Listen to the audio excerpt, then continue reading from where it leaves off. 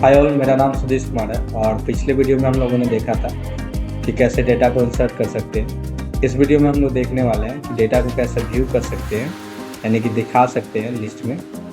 तो चलते हैं हम लोग अपने एंड्रॉयड स्टूडियो में और देखते हैं स्टेप बाय स्टेप कैसे कर सकते हैं।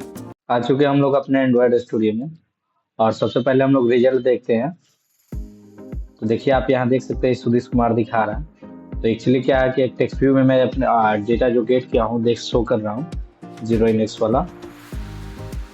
ठीक है, इसको एक बार फिर से आपको क्लोज कर देता हूँ और फिर से आपको एक बार रन करके भी दिखा देता हूँ।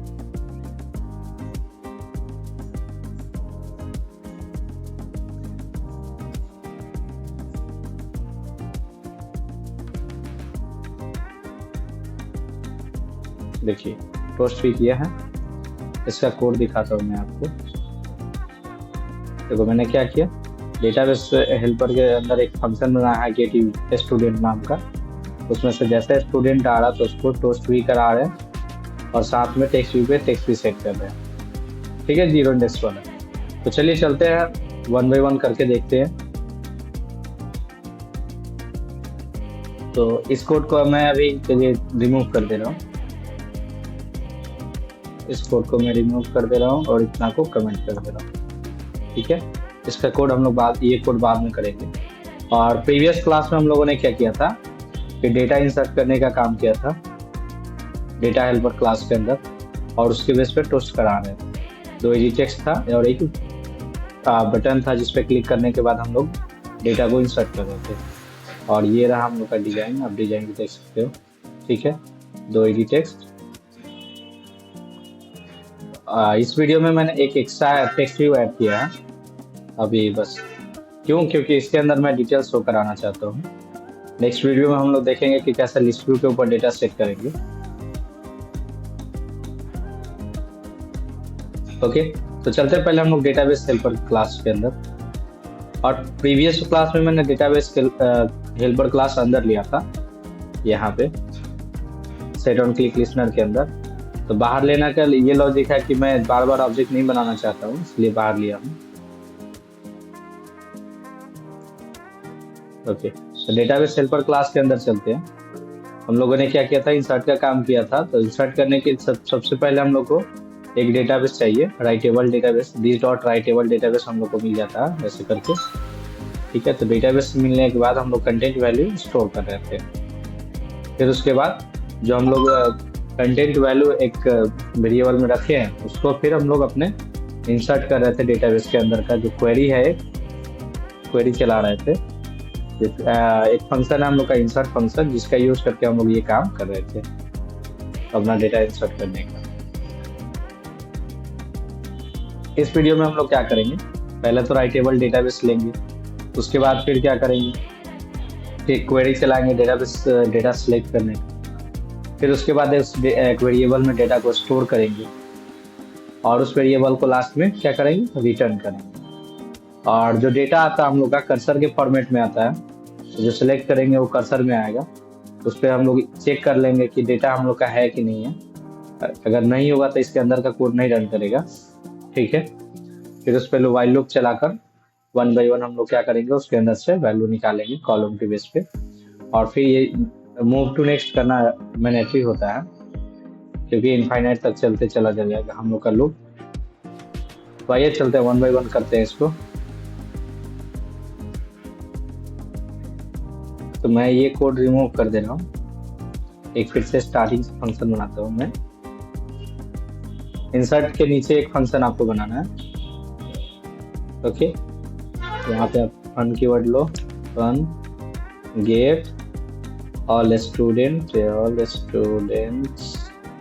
ओके, और यहाँ पे फंक्शन को रिटर्न करो। आपको मान लो कि अभी आपको पता नहीं कि डेटा रिटर्न किस टाइप का होने वाला है। ठीक, अब हम लोग को करना क्या है, सबसे पहले हम लोग को डेटाबेस चाहिए, where db। और db के लिए हम लोग दिस डॉट क्या करते हैं, राइटेबल डेटाबेस। राइटेबल डेटाबेस ले लिए। अब इसके ऊपर हम लोग क्या करेंगे कि हम लोग अपना क्वेरी चलाएंगे डेटा को गेट करने का। वेल, बट जो डेटा हम लोग को मिलता है वो कर्सर के फॉर्मेट में मिलता है। तो कर्सर रिजल्ट लिख देते हैं, कर्सर रिजल्ट, ठीक है।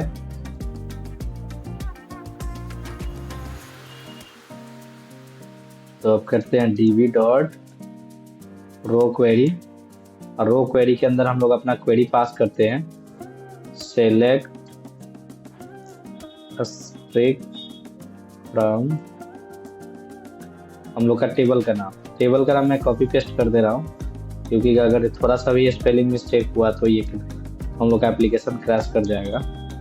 और उसके बाद नल पास कर देते हैं। ये जो मेरा आर्गुमेंट्स है, एक भी आर्गुमेंट्स नहीं है, मैं कोई कंडीशन नहीं लगा रहा हूँ, ठीक है। अब उसके बाद हम लोग को डेटा जब रिजल्ट आ गया, मतलब कि जो भी लोग सिलेक्ट किए हैं डेटा, टेबल का पूरा डेटा हम लोग के पास आ गया है। अब करना क्या है, हम लोग को पहले चेक कर लेना है कि इसके अंदर डेटा है कि नहीं। तो कर्सर रिजल्ट डॉट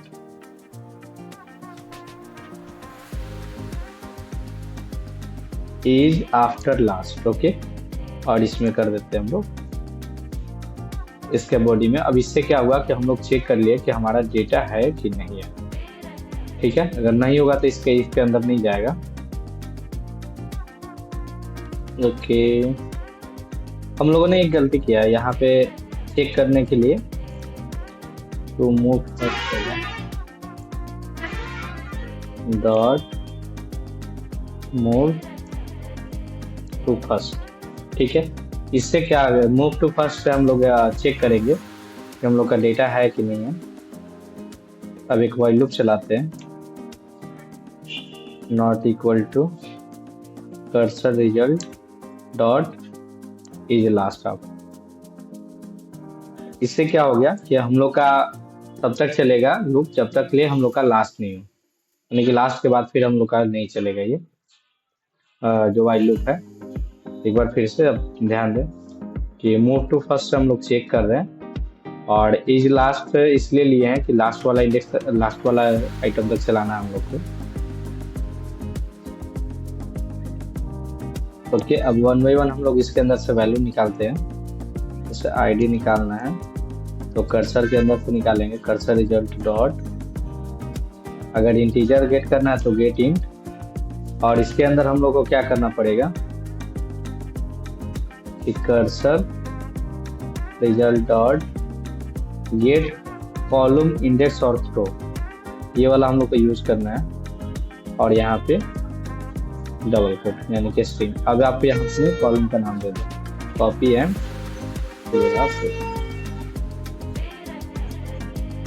ठीक है।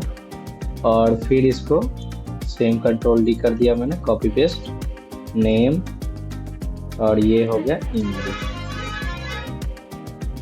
और यहाँ से मैं फिर कॉपी कर लेता हूँ नेम को, पेस्ट कर दिया मैंने, ईमेल को कॉपी कर लिया और यहाँ पे पेस्ट कर दिया। कॉपी पेस्ट करने का रीजन ये है कि अगर थोड़ा सा भी स्पेलिंग मिस्टेक होगा तो प्रॉब्लम करेगा हम लोग का, ओके। एक वेरिएबल बना देते हैं ऊपर, जिसमें हम लोग लिस्ट के अंदर स्टोर करेंगे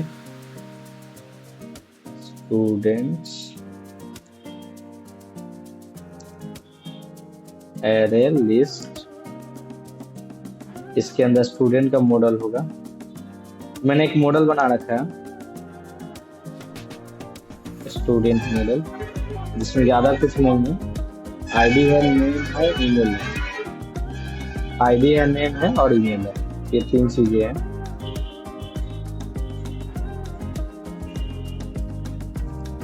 ओके, अब क्या करते हैं कि अब मेरा स्टूडेंट मॉडल का लिस्ट हो गया। अगर आपको नहीं बनाना आता मॉडल तो क्या कीजिएगा, राइट क्लिक कीजिएगा मेन एक्टिविटी पे, अब उसके ऊपर पैकेज पे, और कोटलिन क्लास फाइल, और यहाँ से डेटा क्लास अपने मॉडल का नाम लिख दीजिए, जैसे स्टूडेंट मॉडल के जो लिखना स्टूडेंट मॉडल, और हिट एंटर कीजिएगा तो बन के रेडी हो जाएगा। जैसे ही बनेगा तो इसके अंदर ये नहीं रहेगा, सिर्फ इतना रहेगा। उसके अंदर आपको वेरिएबल बनाना है। अब क्या करते हैं कि अपने स्टूडेंट्स के अंदर ऐड करते हैं 1 बाय 1 ऐड, और इसका डेटा टाइप क्या है, स्टूडेंट मॉडल, तो हम लोग को स्टूडेंट मॉडल देना पड़ेगा। और इसके अंदर आईडी स्टोर करते हैं, फिर नेम स्टोर करते हैं, फिर ईमेल स्टोर करते हैं। ठीक है, आईडी ओके। सबको हम लोगों ने क्या किया, गेट इंटीजर किया, तो हम लोग का नेम और ईमेल स्ट्रिंग होगा, तो गेट स्ट्रिंग, और ईमेल भी गेट स्ट्रिंग। ओके, आप देख सकते हैं इधर खत्म हो गया। एक अगर आप यहाँ पे कर्सर डॉट कर्सर रिजल्ट, जिसमें हम लोग का रिजल्ट आया, डॉट मूव नेक्स्ट करना, मूव टू नेक्स्ट। अगर ये नहीं करेंगे तो हम लोग का एप्लीकेशन क्रैश करेगा। क्यों? क्योंकि इसमें कुछ फिक्स नहीं है कि हम लोग का कितना डेटा स्टोर होने वाला है इस लिस्ट में। तो ये और इनफाइनाइट तक जब स्टोर होने लगेगा हम लोग का डेटा, जिसकी वजह से क्या होगा कि क्रैश करेगा, क्योंकि वाइल लूप हम लोग का स्टॉप नहीं हो पाएगा। और लास्ट में हम लोग को क्या करना है, इफ के बाहर रिजल्ट को रिटर्न कर देना, रिटर्न स्टूडेंट्स। जैसे ही आप रिटर्न टाइप ऐड करोगे आपको यहाँ पे एरर दिखाएगा, जस्ट आपको चेंज कर देना है ऊपर डेटा टाइप। देखो यहाँ पे ऐड लिस्ट, और इसके अंदर आपका मॉडल आ गया।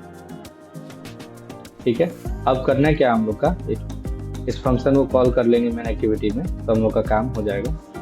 फिर से एक बार समझ लीजिए क्या किया हम लोगों ने। सबसे पहले डेटाबेस का रेफरेंस लिया, उसके बाद रो क्वेरी को चलाया हम लोग, जिसमें सिलेक्ट का क्वेरी था। ठीक है, सिलेक्ट स्ट्रिंग फ्रॉम जिस टेबल से लेना है उस टेबल का नाम, और एक वेरिएबल ले लिए जिसमें हम का डेटा टाइप क्या है, अरे लिस्ट है, जिसमें हम लोग क्या करेंगे कि स्टूडेंट का मॉडल में डेटा स्टोर करेंगे। मल्टीपल स्टूडेंट का होगा, इसलिए अरे लिस्ट लिए हैं। Move to next, move to first से क्या कर रहे हैं हम लोग, चेक कर रहे हैं कि डेटा हम लोग का है इसके अंदर कि नहीं। कर्सर के अंदर अगर रिजल्ट होगा तो मूव टू फर्स्ट होगा, अदरवाइज नहीं होगा। फिर उसके बाद हम लोग क्या करें कि वाइल लूप के अंदर चेक कर रहे हैं, लूप चला रहे हैं, कहाँ तक चले, लास्ट तक चले। ठीक है, और वाइल लूप के अंदर 1 बाय 1 हम लोग कॉलम के बेस पर डेटा को गेट कर रहे हैं। तो आपका अगर फर्स्ट टाइम है तो आप क्या करोगे कि हिंट का ज़्यादा यूज़ करोगे, ये आपके लिए फ़ायदेमंद होगा, इजीली आपके माइंड में बैठ जाएगा, आप समझ जाइएगा। उसके बाद हम लोगों ने क्या किया, ये तीनों चीज़ लेकर हम लोग अपने लिस्ट के अंदर स्टोर कर लिए, और कर्सर को मूव कर दिए नेक्स्ट। ये मैंने ट्री है मूव करना। ठीक है, लास्ट में हम लोगों ने रिटर्न कर दिया। अब इस फंक्शन को गेट कॉल करते हैं हम लोग अपने मेन एक्टिविटी पे।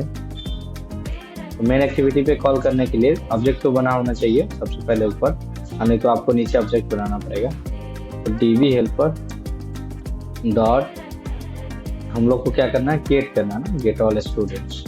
ओके, और एक वेरिएबल में रख लेते हैं ऑल स्टूडेंट्स, ऑल स्टूडेंट्स। ठीक है, अब इसमें हुआ क्या कि हम लोग का स्टूडेंट का जैसे ही रिस्पॉन्स आ जाएगा, यानी कि डेटाबेस से गेट कर लेंगे वैल्यू, तो एक वेरिएबल में आ जाएगा हम लोग का। अब इसमें से डेटा निकाल कर हम लोग क्या करते हैं, टोस्ट करा देते हैं। तो मैंने टोस्ट का कोड ऑलरेडी लिखा था, अगर आपको नहीं लिखना था सिर्फ TOAST लिखिए, ऑटोमेटिक पूरा कोड आ जाएगा। ठीक है,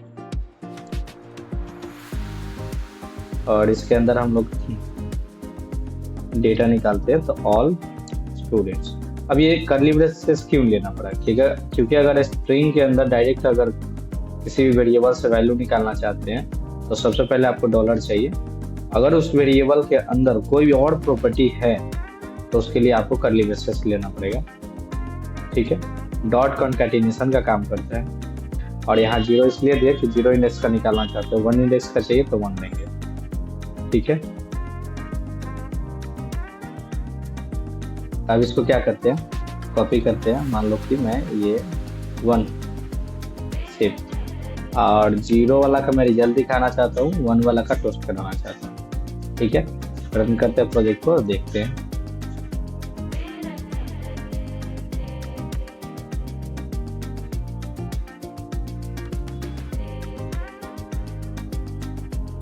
देखो सुरेश कुमार टोस्ट किया। आपको अगर देखना है कि डेटाबेस में डेटा कहाँ है, तो इंस्पेक्शन में जाना है, इंस्पेक्ट, देखो स्टूडेंट्स, और इसके अंदर डबल टैप कर दो, देखो दोनों में सुधीश कुमार ही है, तीनों में मैंने सेम डेटा स्टोर किया है, इसकी वजह से ये प्रॉब्लम कर रहा है, सेम दे रहा है। That's all for this video. मिलते हैं नेक्स्ट वीडियो में फिर से कि लिस्ट व्यू में कैसे डेटा दिखा सकते हैं। Thank you.